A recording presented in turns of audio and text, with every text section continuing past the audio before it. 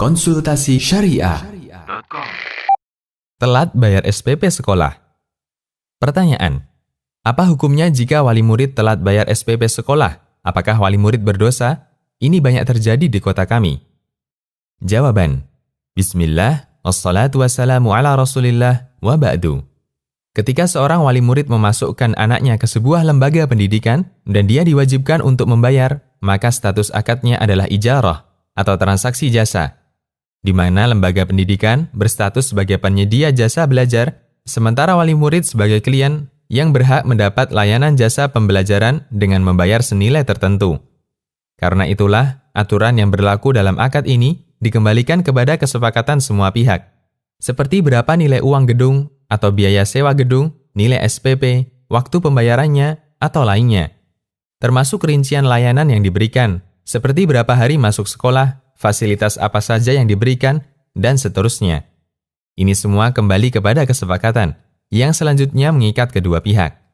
Nabi SAW bersabda, Al-muslimuna ala syurutihim, yang artinya, setiap muslim harus memenuhi kesepakatan mereka.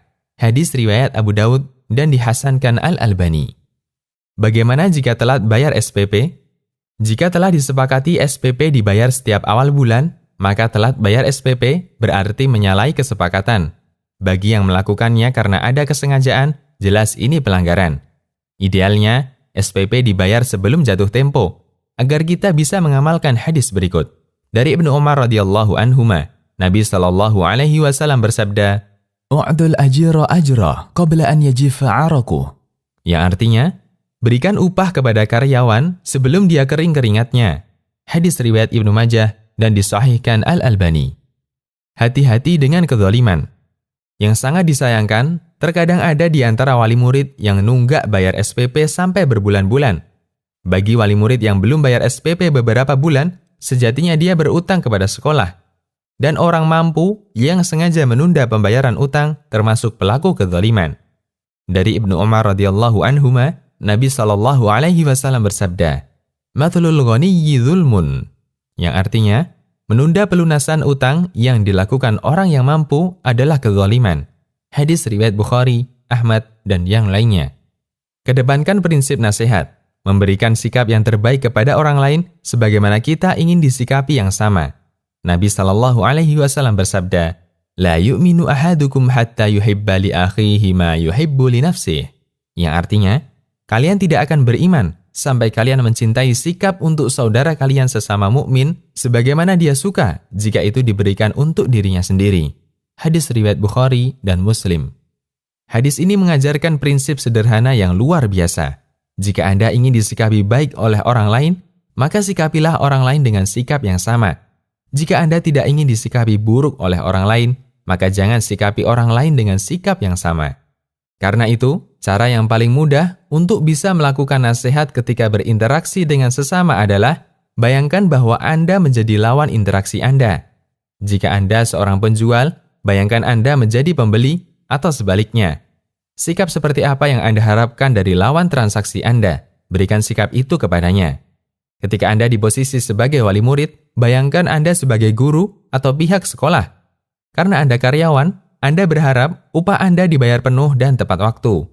Berikan sikap ini kepada sekolah, bayar SPP secara penuh dan tepat waktu. Waspada sikap tatfif.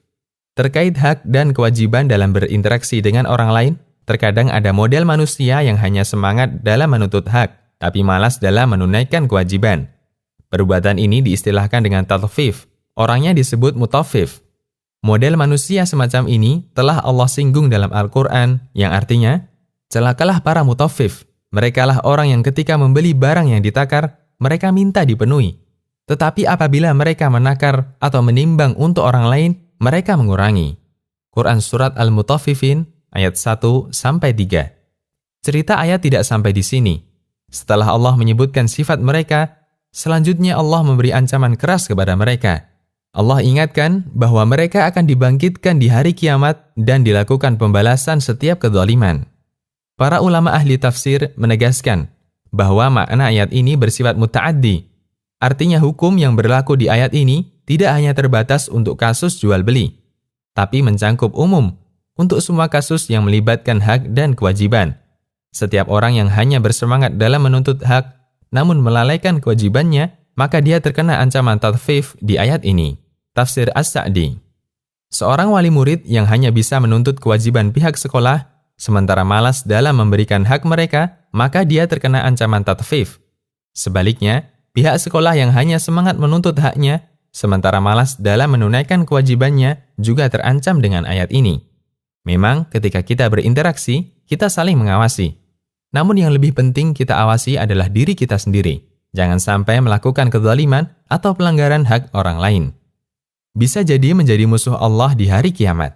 Jika sampai ada keinginan tidak bayar dan langsung keluar dari sekolah, sementara pihak sekolah telah memberikan layanan pembayaran sesuai yang dijanjikan, maka pihak wali murid bisa jadi masuk dalam ancaman dalam hadis berikut.